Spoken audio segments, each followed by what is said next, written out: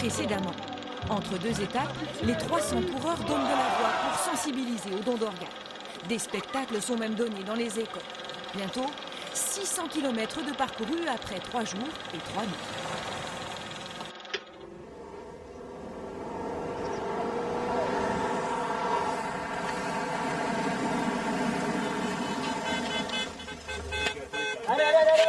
Aujourd'hui, la course s'accélère.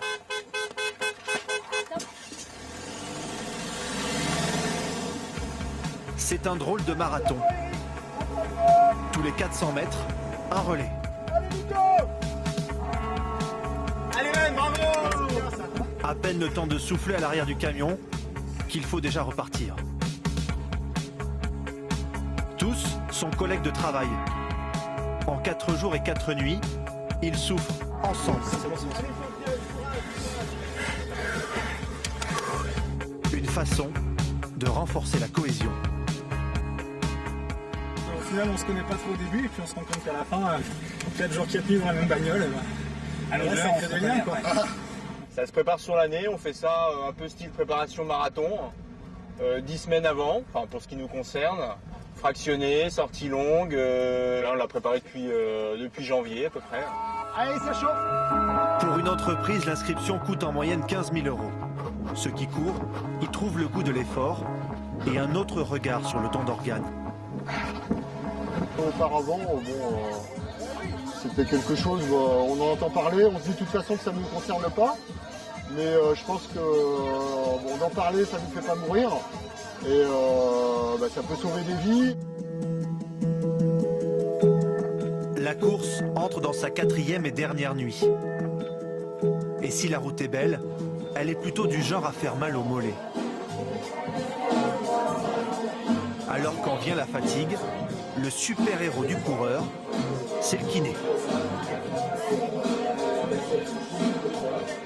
Ce soir, c'est l'heure de pointe. Mais pour le professeur Pascal Leprince, la pointe ce soir, elle est derrière le mollet.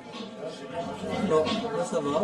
Ouais, là il y a un truc plutôt un peu en externe, j'ai l'impression. Allez-y, montrez-moi, touchez à là, c'est pas trop fort.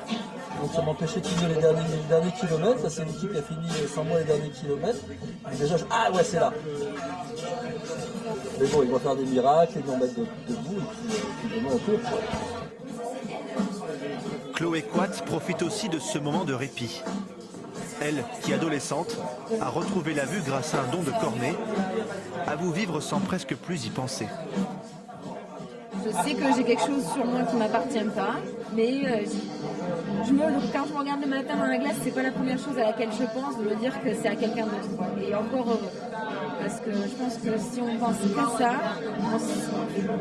on s'arrête. Il ne faut pas s'arrêter à sa greffe. Il faut en profiter, il faut la faire vivre et du coup il faut se l'approprier.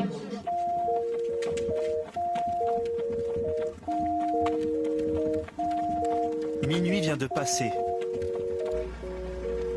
Dans la lumière des phares, quelques courageux regardent défiler l'obscurité.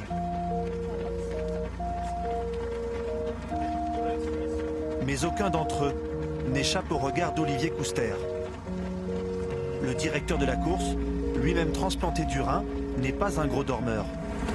Allez, bon courage, courage. C'est bien. Alors, il veille sur les coureurs. La course du cœur et tout ce qu'elle diffuse, tout ce qu'elle révèle comme bon sentiment, comme beauté des individus qui se révèlent tout au long du parcours, elle nécessite qu'il y ait un minimum d'attention sur tous les petits grains de sable qui peuvent s'y mettre. Cette nuit dans les villages, il y a même quelques spectateurs. On vient encourager les personnes qui sont en train de courir et on trouve ça formidable parce qu'avec la température qu'il fait, je trouve qu'ils sont très très courageux. Moi je dis oui au don d'organes, y a pas de raison, y a pas de raison, y a pas de raison de dire non. En 4 jours et 4 nuits, ils auront couru entre 60 et 80 km chacun. Le lever du jour annoncera bientôt la fin.